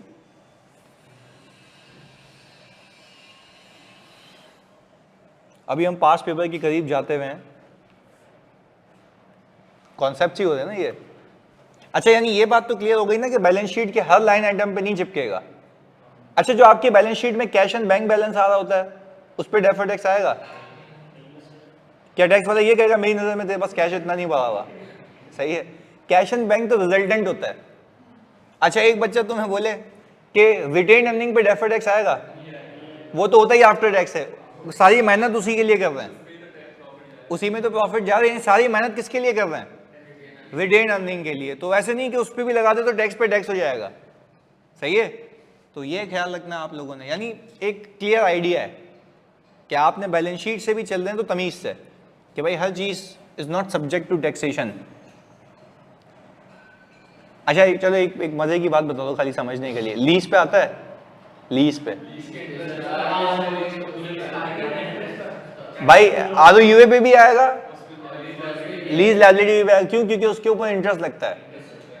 तो वो बिल्कुल, तो वो इंटरेस्ट, तो इसकी उसकी भी बैलेंस शीट अप्रोच सिखाऊंगा, ये प्रॉमिस, उसकी भी बैलेंस शीट अप्रोच लिंक करके दूंगा। बट अगेन आपने ये कंक्लूड करना सीख लिया किस पे डेफर्ड टैक्स आएगा, क्योंकि सब्सिक्वेंट जिसका इम्पैक्ट कहां पर है, पीएनएल पे। बिल्कुल, हाँ तो मैंने जो दिया था,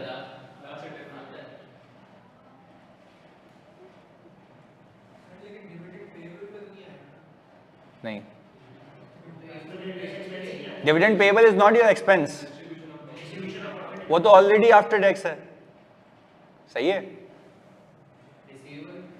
आएगा, आपकी इनकम है, बिल्कुल, सीख गए हो, मतलब सीधे हो गए हो, आ गया तुम्हें डेफर्ड टैक्स, मतलब एटलीस्ट सोचने की तमीज आ गई ना। हाँ भाई एक सवाल करें, हाँ बच्चा कह रहा था वो एक पोस्ट आई थी फेसबुक के ऊपर डेफर्ड टैक्स के रिलेटेड, अब तुम उसको कहना कि मैं पढ़ाता हूँ। अब आसान है, मैं तुम्हें बाखुदा बता रहा हूँ, मैंने तुम्हें कहा था ना मेरे हुक्म का इक्का जो है वो एक कंसोलिडेशन और ये डेफर्ड टैक्स। अब तुम IFRS 15 देखना, इतना लेंदी है, फेस्टिवल है वो पूरा, ये भी बहुत लेंदी है डेफर्ड टैक्स, पर हमने उसको ऑल टुगेदर चंक्स में कवर करके एक जगह समेट दी है। IFRS 15 जितनी भी थियोरेटिकल है, आई प्रॉमिस मैं उसको प्रैक्टिकल वे में कन्वर्ट करके कराऊंगा, सही है, तो उसकी टेंशन नहीं लो, सारे पास पेपर क्लास में। आप वो असल में वो बोलता है कि उसमें लिख के बताओ अकाउंटिंग ट्रीटमेंट, तो वो लिख लेंगे। नहीं नहीं नहीं, वो न्यूमेरिकल और प्लस वो दोनों आता है, मतलब उसमें ये बताना होता है कि भाई इसकी एंट्री ये हो जाएगी, इसको यूं कर लेंगे, बस जो एंट्री बनानी है वो इंग्लिश में लिख देना है, और कुछ भी नहीं है।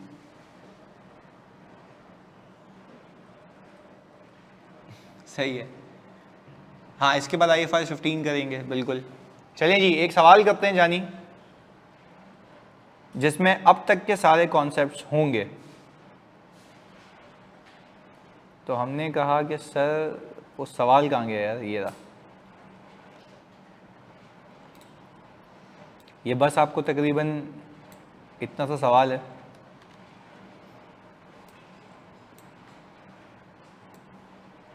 अच्छा पहले ये देख लो क्या क्या लिखा हुआ है, calculate deferred tax expense and income from both PNL and balance sheet approach.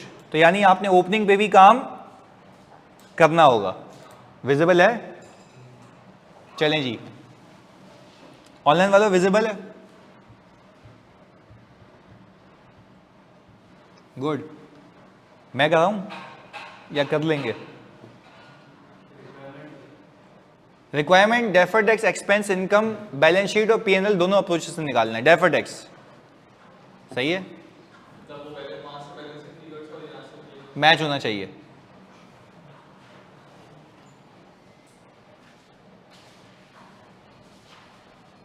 कितना टाइम चाहिए छोटे से सवाल के लिए? 15 मिनट।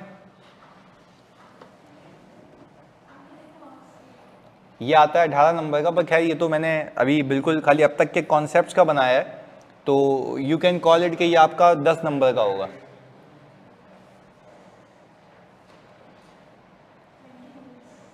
ट्वेंटी मिनट्स, चलो 20 मिनट दिए।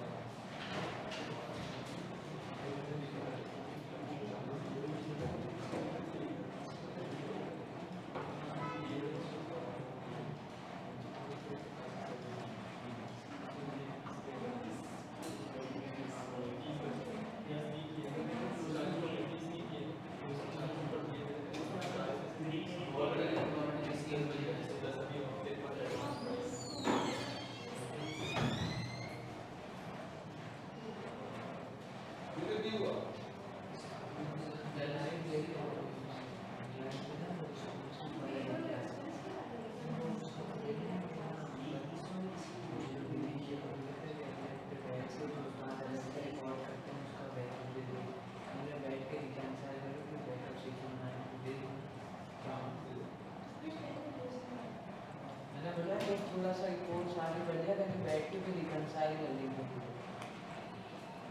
भाई ड्राइव से नहीं देना। नहीं वो तो फिर मैंने सोचा कुछ और या वो जो देना होगा ना वो लैपटॉप में ट्रांसफर कर दूँगा। इनको उतना बताओ जितना पता होना चाहिए।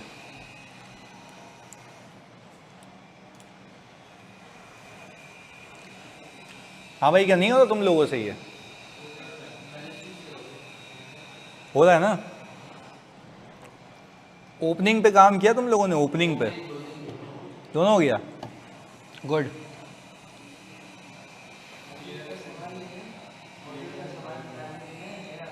मेरा निकालना एक ही है मेरे पास। अच्छा, ताजदार कह रहे हैं सर 23250 ओपनिंग आ रहा है, कह रहे हैं ये कर रहे हो अभी डेफर्डेक्स का। ताजदार डेफर्डेक्स का ही 23250 बिल्कुल यही आ रहा है। वाया ताजदार देख तो चैंप हो गया। अब आ गया ना, फर्क आ गया ना ताजदार तुझे कि डेफर्डेक एसेट लायबिलिटी क्या है, कब है। हाँ तो मानता नहीं ना तू भाई को। करो। हाँ पहले वेटर लगा था ना बंगी।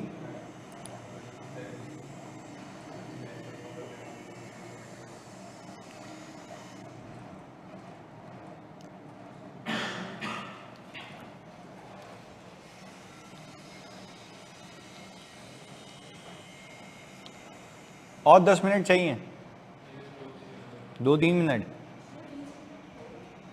हो गए 20 नहीं हुए? नहीं 20 तो हो गए ना वाकई, नहीं हुए। चलो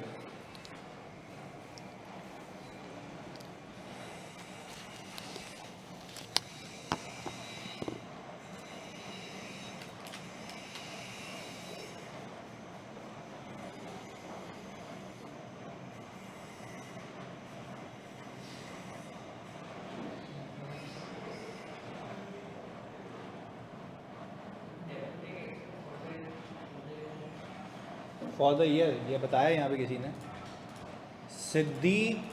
सिद्दीक बता रहे हैं डेफर्ड एक्सपेंस 10800 बता रहे हैं अभी। ये आई एम नॉट श्योर कि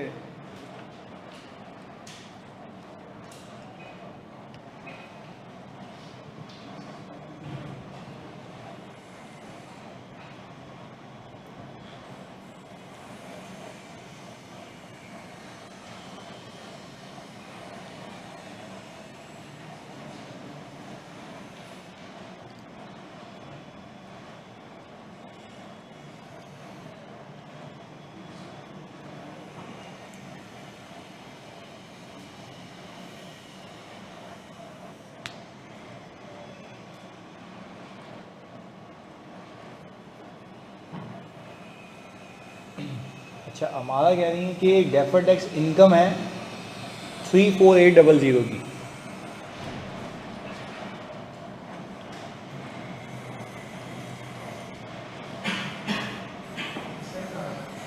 एक्सपेंस आ रहा है 34800 का। ओके फॉर द ईयर ना, तो 2 बंदों का मैच है तो चलो सही होगा।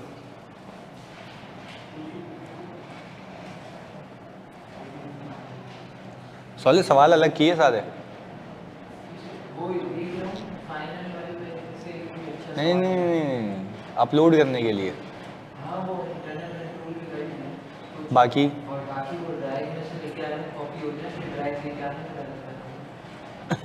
विदाउट लोगो। नहीं नहीं विदाउट लोगो।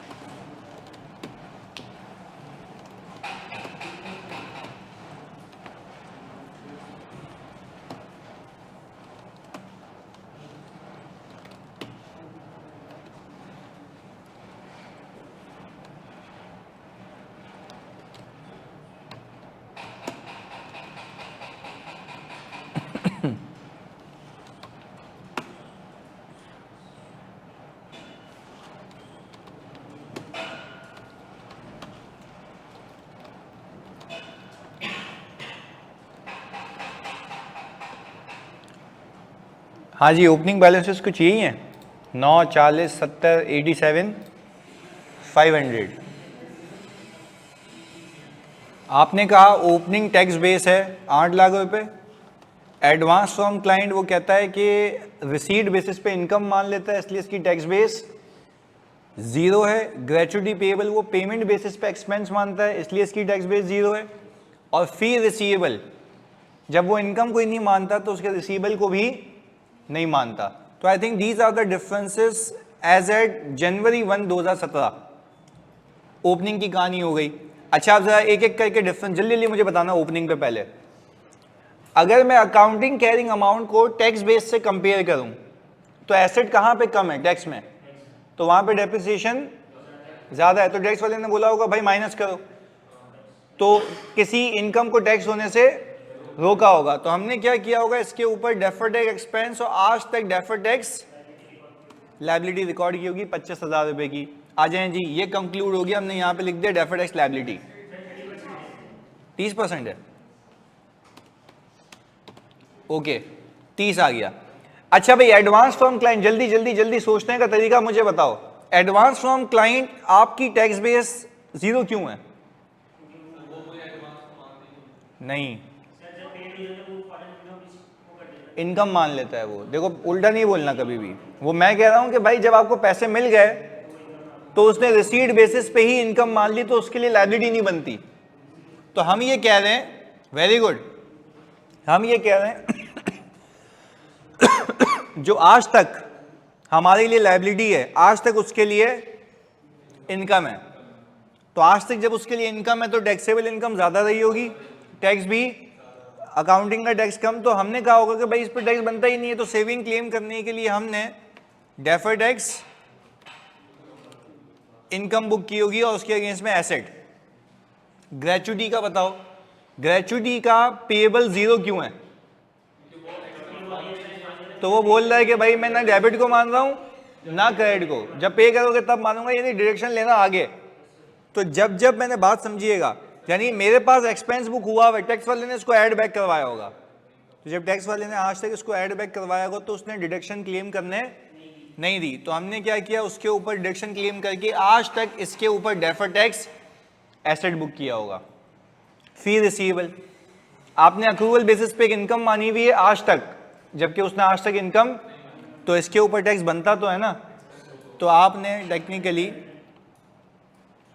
क्लियर है? देखो फी रिसीवेबल जो है आपने अक्रूवल बेसिस पे आज तक इनकम बुक की हुई है, टैक्स वाला कहता है मैं तो रिसीट बेसिस पे मानूंगा, तो आज तक जो आपकी नज़र में इनकम है उसके लिए वो कुछ भी नहीं है। तो टैक्स वाले ने आज तक इस पर टैक्स लगाया होगा या नहीं लगाया होगा, तो माइनस कर दिया होगा। तो हमने कहा उस पर टैक्स होना चाहिए। तो डेफर्ड टैक्स एक्सपेंस डेबिट और deferred tax liability credit. Anyone जिसका ओपनिंग यही हो, मैच है, वेरी गुड यार। चलें जी, अब हमने कहा यही सारी चौरंगियां क्लोजिंग बैलेंसेस के लिए भी देख लेते हैं, सही है जी। अच्छा भाई, अब ड्यूरिंग द ईयर क्या क्या हुआ है पहले एक एक करके देख लेते हैं। अच्छा भाई, ड्यूरिंग द ईयर वो कह रहा है कि भाई capital allowance allowed by tax authorities is 20%, whereas company charges depreciation 10% पे। तो हमने कहा क्या हम कह सकते हैं कि ये आ गया 810 और ये आ जाएगा, यही था। अच्छा अगेन इसकी भी वही कहानी है कि आज तक उसने ज्यादा अलाउ किया हुआ है, तो आई थिंक मैं बेस बना चुका हूं तो वो क्लियर है। अच्छा भाई आगे देखते हैं। अब मैं डी अकाउंट नहीं बना रहा क्योंकि तुम लोगों ने बनाए हुए होंगे, सही जी, खाली तुम आंसर्स को मैच कर लो। अब यहां पे एक एक करके देखते हैं। इधर देखिएगा, ग्रेचुटी पेड 40,000 रुपए, जबकि क्लोजिंग बैलेंस दिया हुआ है 86,500, तो ग्रेचुटी में आ जाएगा ये ना। अच्छा इसकी टैक्स बेस क्या होगी? अच्छा क्या आप इस बात को मानते हैं कि वो कह रहा है आज तक जो तुम्हारे लिए एक्सपेंस है वो मेरे लिए कुछ भी नहीं है, तो वो ऐड बैक करवा के इसके ऊपर टैक्स लेता रहा होगा और मैंने इसके ऊपर सेविंग क्लेम करने के लिए ये हरकत की हुई होगी। क्लैरिटी है? ऑनलाइन प्लीज बताओ इस पर कोई सवाल। अच्छा भाई अब आगे आ जाओ, वेरी गुड। अब हमने कहा कि भाई फी रिसीव ड्यूरिंग द ईयर, बोल रहा क्लोजिंग बैलेंस 1/20 तक पहुंच चुका है, तो हमने सिंपल 1/20 ले लिया।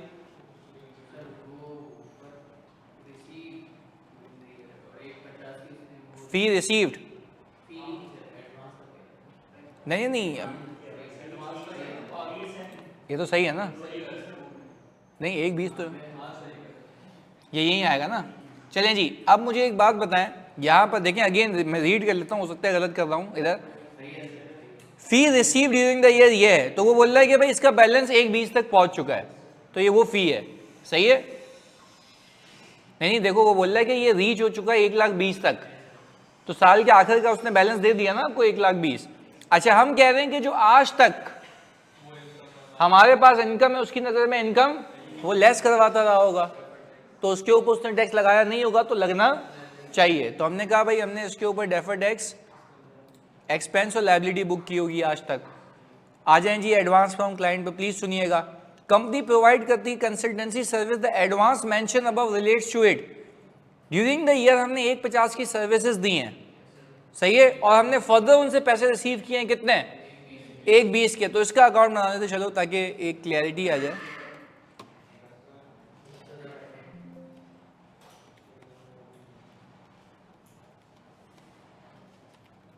एडवांस फ्रॉम क्लाइंट्स, अच्छा इसका ओपनिंग बैलेंस कितना है जानी, 40,000। अच्छा आप रीड करते हैं इसको तमीज से। हमने कहा fee received during the year amounting to rupees, sorry ये रहा, मैंने भी गलत कर लिया। The advance mention above relates to it during the year, बोल रहे सर्विसेज हमने 1,50,000 रुपए की दी हैं, जो सर्विसेज हमने दी हैं वो इनकम में कन्वर्ट हो गई होंगी। ये कैसे हो सकता है कि भाई आपने सर्विसेज 1,50 की दे दी जबकि एडवांस आपके पास तो नहीं पैसे आए ना आपके पास, तो कैश कितना आया है, 1,20 आया आपके पास। तो आपने कहा कि आपने जो क्लोजिंग बैलेंस है वो ये निकाल लिया 10,000 रुपये, सही है। तो आपने यहां पे कहा कि भाई ये 10,000 रुपये का बैलेंस यहां पे आ गया, यानी अब आप ये कह रहे हैं साल के आखिर तक आपने इतने पैसे ज्यादा लिए हुए जो आपकी नजर में इनकम, टैक्स वाले की नजर में ये ऑलरेडी इनकम है आज तक, क्योंकि मैं आज तक की बात कर रहा हूं। तो हमने ये कहा कि सर इसके लिए आपने डेफर्ड एसेट बुक किया होगा, क्लैरिटी है। हाँ जी ऑनलाइन वालों, यहां तक कोई मसला,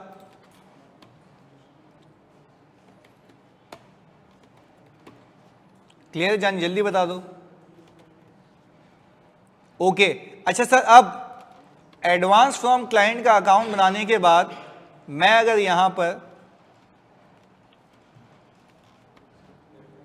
डेफर्ड टैक्स का अकाउंट बनाऊं, अनअर्न्ड है बिल्कुल। अच्छा अब मुझे बताएं ओपनिंग आपके पास डेफर्ड टैक्स लायबिलिटी है। अच्छा अब अगेन मेरे खाली एक बात का जवाब दो, ये जो जानी ऊपर ओपनिंग में आपके पास डेफर्ड टैक्स लायबिलिटी है जो कि 23,250 की है, 23,250 की है। मेरा सवाल आपसे ये है कि क्या ये डेफर्ड टैक्स लायबिलिटी एक आइटम पे या कंपनी के सारे आइटम पे, ओवरऑल पे जो आज तक जमा होते हैं किसी भी चीज के ऊपर जिसका इम्पैक्ट पीएनएल पे। हमने कहा क्लोजिंग ये आ गया, तो आपने कहा कि सर ओपनिंग के मुकाबले में क्लोजिंग लायबिलिटी इंक्रीज हो रही है, तो डेफर्ड टैक्स एक्सपेंस बुक हुआ है नेट बेसिस पे। तो कोई ऐसा जिसका 3,4,800 आ गया हो, क्लियर है, डेफर्ड एक्सपेंस। अच्छा अगर मुझे अकाउंटिंग प्रॉफिट दिया हुआ है, तो अकाउंटिंग प्रॉफिट कितना दिया हुआ है, 2.8 मिलियन। अच्छा तो मैं ये कर रहा हूं कि डेफर्ड एक्सपेंस बुक हुआ है, very good, deferred expense book हुआ है, तो मैंने कहा यहां पे मैं क्यूमुलेटिव एडजस्टमेंट पार्क कर रहा हूं। अच्छा डेफर्ड एक्सपेंस, ये जो अमाउंट दी हुई है डेफर्ड एक्सपेंस है, ये उन डिफरेंसेस का परसेंटेज है जो फॉर द ईयर के डिफरेंसेस हैं। अच्छा वो डिफरेंसेस क्यूमुलेटिव बेसिस पे ऐड हुए होंगे, लेस हुए होंगे, तभी आपका नेट बेसिस पे क्या आ रहा है, डेफर्ड टैक्स एक्सपेंस। तो हमने क्या किया, इसको डिवाइड कर दिया कितने प्रतिशत से, 30। तो आपने कहा ये कुल मिला के, अच्छा इसके अंदर हर आइटम पे पर कुल मिला के नेट ही है, और नेट बेसिस पे ऐड हुआ होगा लेस हुआ होगा, तभी नेट बेसिस पे आपने क्या बुक किया होगा, डेफर्ड टैक्स एक्सपेंस, जिसको टैक्स होने से इस बार टैक्स वाले ने रोक लिया होगा। तो हमने कहा कि सर जब मैं इसको ऐड करूं इसके अंदर तो मेरे पास क्या आ गई, टैक्सेबल इनकम, और टैक्सेबल इनकम पे मैं टैक्स रेट लगा दूं कितना जी, 30%। तो आई होप जिसने लंबी चौरंगी अपनाई होगी उसका आंसर भी सेम आया होगा। हाँ 21,000 इनकम निकाली, एसेट बनाया ना। तो जो ग्रेचुटी पेबल है तुम्हारा, तो वो ग्रेचुटी पेबल तुम्हारा आज तक तुम्हारी लायबिलिटी यानी एक्सपेंस बुक करते आए हो। टैक्स वाला कह रहा है मेरी नज़र में आज तक ये एक्सपेंस ही नहीं है, सही है। तो टैक्स वाला इसको ऐड बैक करवा के टैक्स लगाता रहा होगा, मैंने सेविंग क्लेम करने के लिए इनकम और एसेट किया होगा। क्लियर है? हेलो सलाम।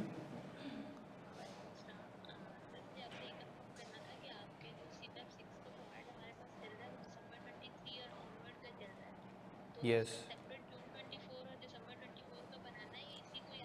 नहीं बनाना है उसका सेपरेट, अभी इसमें नया लेक्चर भी अपलोड कर रहा हूँ। ठीक है, तो इसी को मैं करवा दूँ जून 24 में भी और दिसंबर 24 में भी। हाँ बिल्कुल, और फिर उसी में मैं लेक्चर चेंज करूँगा। और ग्रुप्स भी सर आपका एक ही ग्रुप चल रहा है, वो काफ़ी पुराना, उसमें ओल्ड स्टूडेंट्स भी हैं। उन सबको निकाल दो, हाँ उन सबको निकाल दो, नया अलग बना दो। ओके चलेगा। सही है, ओके हाफिज़। अच्छा भाई अब एक एक करके सवालात के जवाब दे देते हैं।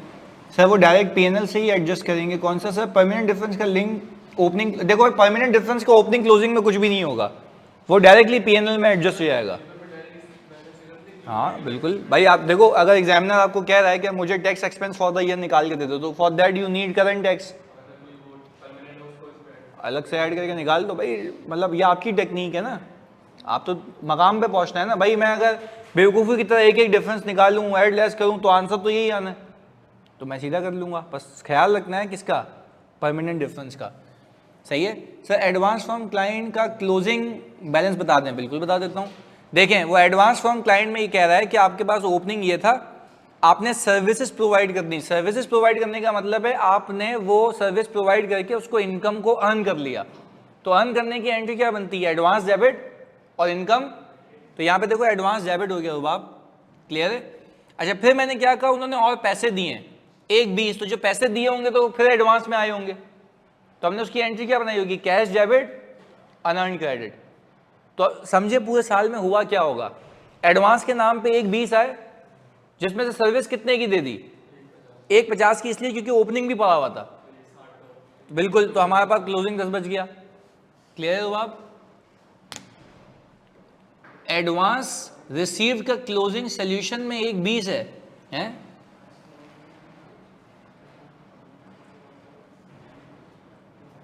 एडवांस रिसीव का बैलेंस सोल्यूशन में 1/20 है, कौन से सोल्यूशन में?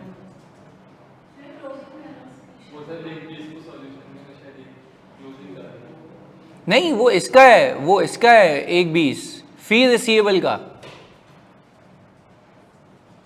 नहीं तो मैं तो इस बात पे अमेजिंग बात है ये कि why you are following book का सोल्यूशन अभी क्लास में। ये तो आपने कोई नई बात बताई है मेरे को भाई, आप बुक का सोल्यूशन कैसे देख रहे हैं? तो प्रैक्टिस क्यों करा रहा हूँ मैं तो बोलूँ कर लो भाई घर से सारे, ऐसे नहीं करो यार। उसमें हो सकता है कि लिंक गलत लग गया हो, एक्सेल पे बनते ना, मैं यहाँ पे मैंने अगर कॉपी पेस्ट किया लिंक गलत लग सकता है मुझसे। तो बुक तो बेंचमार्क तो नहीं बनाया ना, अच्छा चेकिंग के लिए देखा, वाह सही है। करने के बाद चलो खैर, अगर उसमें 1/20 लिखा हुआ है तो गलत है वो, उसमें अगर 1/20 लिखा हुआ है तो मैं बता रहा हूँ गलत है, क्योंकि देखो लॉजिकली बन नहीं रहा, वो टाइपिंग मिस्टेक हो गई होगी। सही है साथ जानी एंड क्लियर है आपको, वो टाइपिंग मिस्टेक हो गई होगी। और ऐसे जो वो पूछ लिया करो, सही है। देखो ना यहाँ पे लिखा हुआ क्या है, तो देखो during the year services and rupees 1,20,000 were receive further from them. वो कह रहा है ये इस साल रिसीव हुए हैं, बात समझ आ रही है? तो इस साल जब रिसीव हुए हैं तो वो कैश में आ गया ना हमारे पास, हमने बाकी सर्विसेज दे दी हैं, सिंपल। क्लियर है? Okay good. हाँ जी एग्जामिनर, अच्छा देखो अब ये एक सवाल है, यानी बातें नहीं इधर सुनो प्लीज, बाद में सारी चीज नहीं है। सवाल ये है जो इंपॉर्टेंट सवाल है कि सर क्या एग्जामिनर बताएगा कौन सी अप्रोच यूज करनी है? नहीं, एग्जामिनर का डेटा ड्रिवन मेथोडोलॉजी होगी। Very good, data driven methodology. अब बात समझें, जैसे हम कैश फ्लो के अंदर अगर सेल्स वगैरह अलग से नहीं दी हुई होती तो हमारा बाप भी डायरेक्ट मेथड नहीं कर सकता। क्यों? क्योंकि उसके लिए डेटा चाहिए। अगर फॉर द ईयर की चीजें नहीं दी हुई तो आप पीएनएल अप्रोच पे जा ही नहीं सकते। अगर आपको एजेड के डेटा दिया हुआ तो किस पे जाओगे? और मैंने ये भी सिखा दिया कि आपको एजेड दिया हो तब भी फॉर द ईयर निकाल सकते हो। नहीं निकाल सकते? रेफरेंसेस निकाल सकते हो, बिल्कुल। तो ये भी बता दिया। तो यानी सवाल की अप्रोच ये कहेगी कि एक तो रिक्वायरमेंट ड्रिवन होगा कि रिक्वायरमेंट में आपको बोलेगा एजेड का ये बैलेंस निकाल दो, एजेड का ये बैलेंस निकाल दो, तो आप निकाल लेंगे। और दूसरा केस ये है कि भाई आपको फॉर द ईयर की ट्रांजैक्शंस दी हुई, तो इटसेल्फ इज एन इंडिकेशन कि आप फॉर द ईयर से उसको सॉल्व कर सकते हैं। पर मैंने दोनों सिखा दिया ना। अगर एजेड दो फिर भी फॉर द ईयर की मस्ती है तो ऐसे कर लेना, कोई मसले वाली बात नहीं है। मैं तो ये नहीं कह रहा कि अभी खत्म हो गया है, मैं तो कह रहा हूँ अभी तो शुरू हुआ है। कॉन्सेप्चुअली क्लियर हो गए हो? पक्की बात है। तो इसको मैं अभी, हमारी ऑलरेडी क्लास कब है? 2:30 बजे। चलें जी, एक और कॉन्सेप्ट कर लें या बस? हाँ भाई, ये कह रहे हैं बच्चे यहाँ पे, पीर मोहम्मद कह रहा है, हसान कह रहा है ऐसा कर लें। हाँ, बच्चे कह रहे हैं कैसा कर लें, रुबाब भी कह रही हैं कैसा कर लें।